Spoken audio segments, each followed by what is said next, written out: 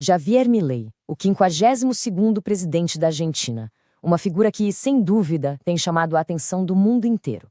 A ascensão dele foi, bem, meteórica, e as ideias são pra lá de radicais. A história dele é, com certeza, uma das mais fascinantes da política atual. Então, vamos mergulhar nisso e entender como ele conseguiu chegar ao poder.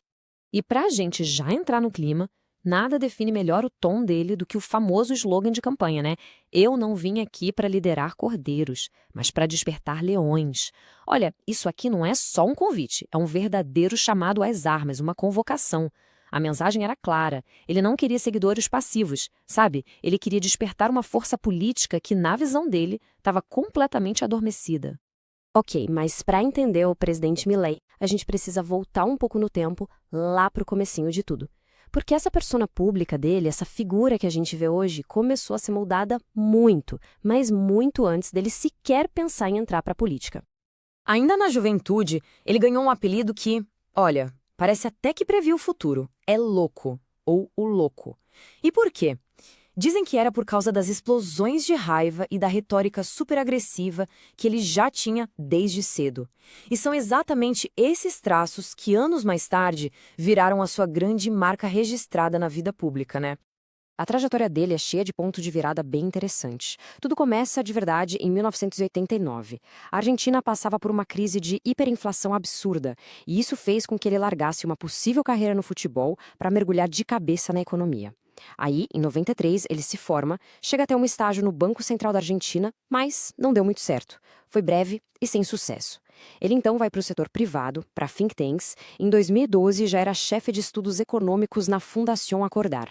Mas o grande salto mesmo veio em 2018, quando ele simplesmente explode na mídia e se torna o economista mais convidado da televisão argentina, sempre com críticas muito, muito afiadas. E essa fama toda na mídia, claro, foi o trampolim perfeito para ele pular de vez na política. Mas o que exatamente ele pensava? Qual era a ideologia por trás daquele discurso que o levaria, eventualmente, à presidência? Bem, o coração da mensagem dele era basicamente uma declaração de guerra. Ele mirou naquilo que chamava de casta política e não economizava nas palavras, descrevendo eles como políticos inúteis e parasitas que nunca trabalharam. Ao fazer isso, ele conseguiu se conectar com uma frustração imensa da população, sabe? Ele deu voz a milhões de argentinos que estavam simplesmente exaustos do estabelecimento político. Mas, beleza, por trás de toda essa retórica, tem uma filosofia, né? E qual é? O próprio Milei se identifica como anarcocapitalista. E o que é isso? Bom, é uma ideia bem radical que, na sua forma mais pura, defende o fim do Estado. Uma sociedade onde tudo, absolutamente tudo, é baseado na propriedade privada e no livre mercado. Entender esse conceito é fundamental para a gente conseguir decifrar o que ele propõe. E essa filosofia dele vem principalmente de duas correntes. A primeira é a Escola Austríaca de Economia, que basicamente rejeita qualquer tipo de intervenção do Estado na economia. A segunda é o minarquismo, que é uma visão, digamos, um pouco mais moderada. Ela defende que o Estado deve existir sim, mas com um papel mínimo, só para cuidar do exército, da polícia e dos tribunais. É nesse espectro que ele se posiciona. Então, com essa base ideológica toda, não é de se espantar que a plataforma de campanha dele tenha sido uma das mais radicais da história recente da Argentina.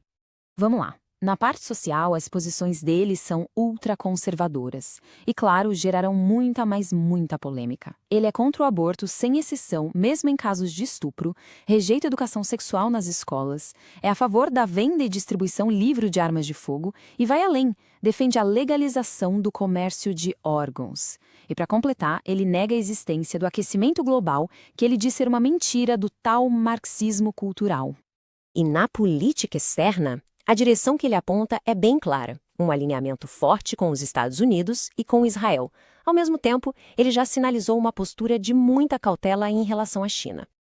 Certo, então a gente já viu a ideologia, a plataforma, agora vamos ver como tudo isso virou ação de verdade quando ele finalmente assumiu a presidência. E para a gente entender a urgência das ações dele, basta olhar para um número, 142,7%. Essa era a taxa de inflação anual que o governo dele herdou. É um número assustador. Foi exatamente nesse cenário de crise profunda que as propostas radicais dele encontraram terreno fértil para crescer.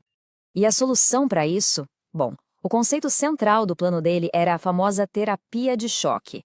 Ele não chegou prometendo uma transição tranquila, nada disso. Pelo contrário, desde o primeiríssimo dia ele avisou a nação que viriam medidas duras, dolorosas, mas que, segundo ele, eram o único remédio possível para curar a economia argentina. E essa terapia de choque veio na forma de duas ações simplesmente gigantescas. A primeira foi o chamado DNU, um mega decreto com 366 artigos para desregulamentar a economia de forma imediata e super ampla.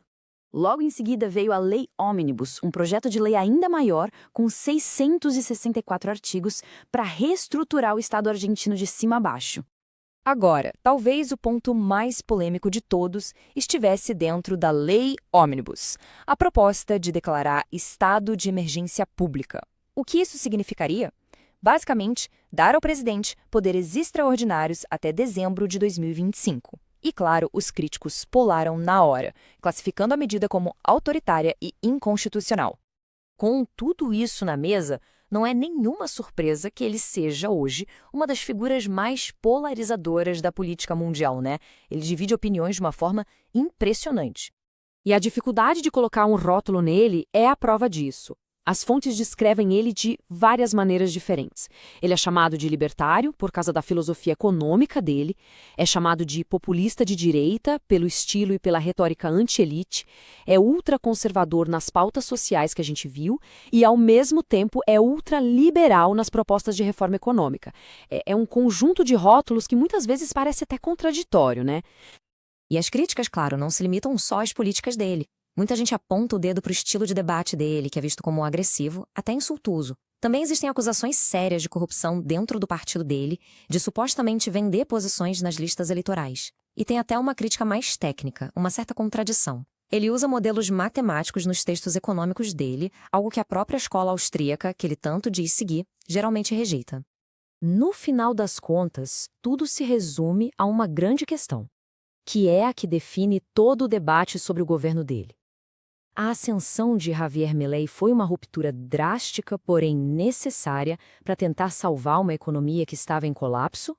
Ou ela representa uma ameaça perigosa para as próprias instituições democráticas da Argentina? Essa é uma pergunta que, por enquanto, não tem resposta. É a história que está sendo escrita agora e que vai nos dizer.